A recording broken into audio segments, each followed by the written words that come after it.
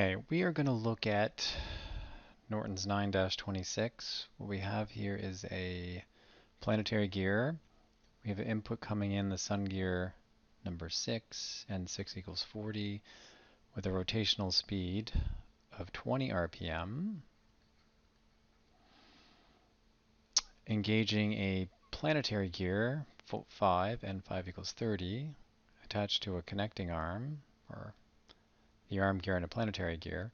Going directly through to 4, with N4 equals 45. That's being transferred to N3, or gear 3, with N3 equals 25. So this is our planetary gear set up here, and then we have our output gear N2 over here, which is ultimately what we're looking for.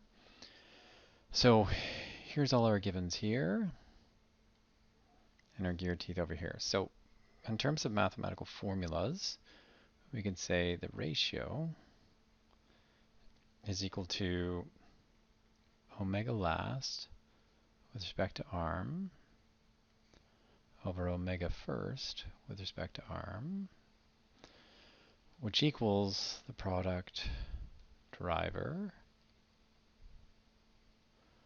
over the product driven,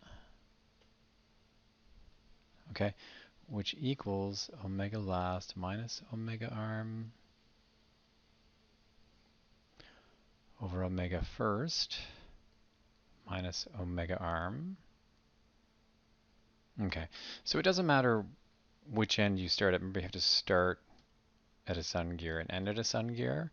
So for our case, we're going to say our first gear is N6 and our last gear is N3. So this makes driver driven our ratio, right? So let's go back here. So R equals negative N6 over N5 times negative N4 over N3. Okay, so one more time. Driver driven, negative N6 over N5. The negative is because it's spur gear to spur gear. Negative N4 over negative N3, again, spur gear to spur gear. So what does that equal to? Well, that's equal to omega 3, the last gear, minus omega arm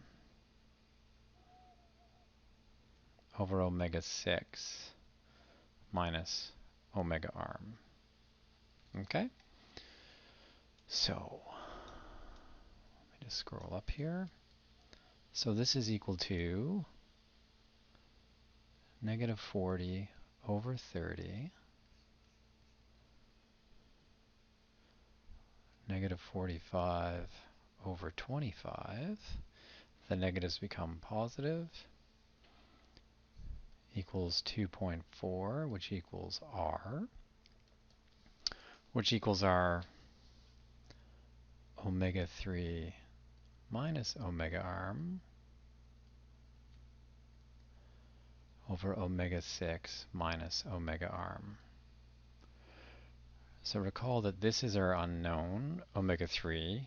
We need to solve that as a planetary gear problem, and then we can move down to omega 2. Okay, so manipulating our equation now, we get 2.4 omega 6 minus omega arm equals omega 3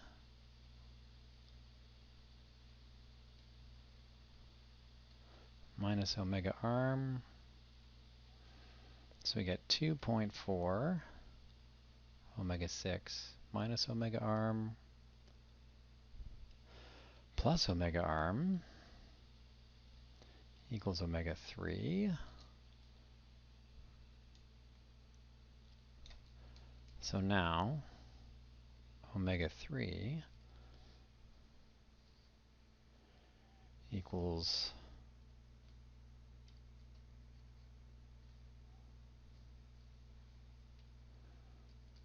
equals 2.4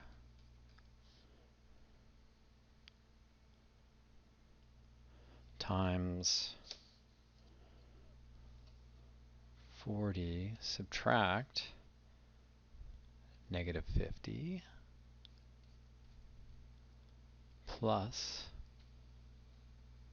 let me fix that bracket, plus negative 50. Okay, and this equals 118 RPM.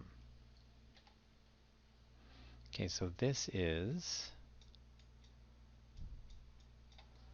the speed of this gear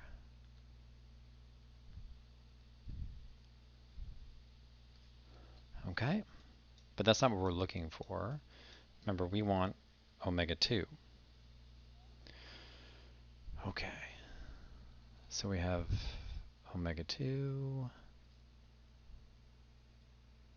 and I find the best way to solve this is, remember, n2 omega 2 equals negative n3 omega 3. Okay, we know this, we know this, we know this. So omega 2 is equal to negative n3 over n2 omega 3, n3 over n2, n3 over n2, so it's 25 over 50, negative 25 over 50, bracket 118, gives you negative 59 RPM. And all we do is maintain the RPM units. You could do rads per second too, but for the input, but then you'd have to maintain those units out. So when we have this 20 RPM in, going through a planetary gear, back to another sun gear, and then going down to N2, our 20 RPM with our negative 50 RPM on the arm gives you negative 59 RPM. So let's say we want to solve this as a chart problem. We need to create this chart here with the columns for the gear, the speed of the gear, the speed of the arm, and the speed of the gear with respect to the arm. So this, the speed of the gear, is equal to omega arm plus the speed of the gear with respect to the arm. And that really applies to 6, 5, 4, and 3. And now these two are attached. So these two equal each other. Okay, we know that negative 50 is the same for all the gears. And really the key to solving this problem is just taking your known gear speed, satisfying this relationship, and then moving from spur gear to spur gear or spur gear to ring gear. So you can get to here, and then we need to look back to this relationship here to solve. Because the N2 to N3 is not a planetary relationship. This relationship only applies to planetary gears. So knowing that omega gear equals omega arm plus omega gear with respect to the arm, 20 equals negative 50 plus 70, right? 70 minus 50 gives you 20. Okay, so in order to get from here to here, I always write this relationship here. So it's negative n6 omega 6 equals n5 omega 5.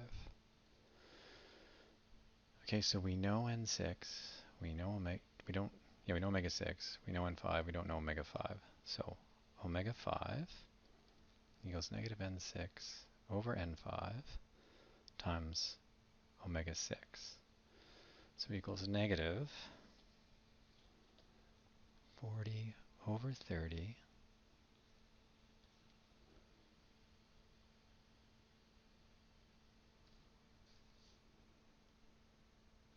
sorry, this should be 6.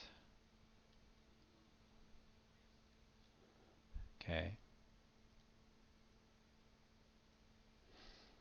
And it's really with respect to the arm. Okay, remember when we're doing this calculation here, we're in this row here, this column. Okay, it's not this value here, but it's this value here because you're looking directly at their interaction on as if they're spinning on the arm.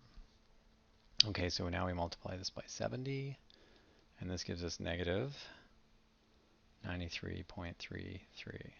Okay, so negative 93.33. To maintain this, this plus this has to equal this, so it's negative 143.33. And since these two are attached, this becomes negative 93.33, and this becomes negative 143. Okay, so now again we need to do another omega g with respect to the arm calculation. So now we're going to have negative n4 omega 4, really with respect to the arm. And sorry, yeah, this is with respect to the arm. To go back, this is with respect to the arm, equals negative n3 omega 3 with respect to the arm. Okay, so we know this, we know this, we know this. We need to solve for this. So omega 3 with respect to the arm equals negative n4 over n3 times the omega 4 with respect to the arm,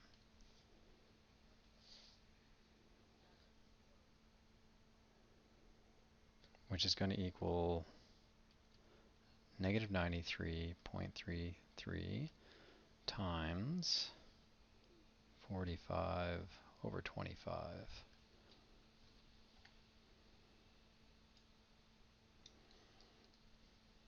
And this equals 168.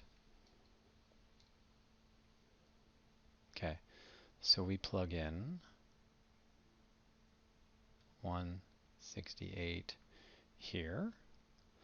So then this omega gear, omega 3, becomes 118, right?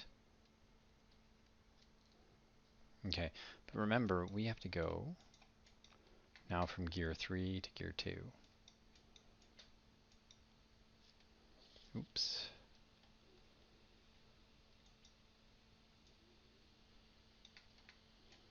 So that's just your simple Spur gear relationship. So that's going to be negative n2 omega 2 is negative n3 omega 3. And we've already done that up here, right? So now we get to the same value. Omega 2 equals negative 59 RPM. And that's how you solve that combined Spur gear, planetary gear problem, both formula and chart method.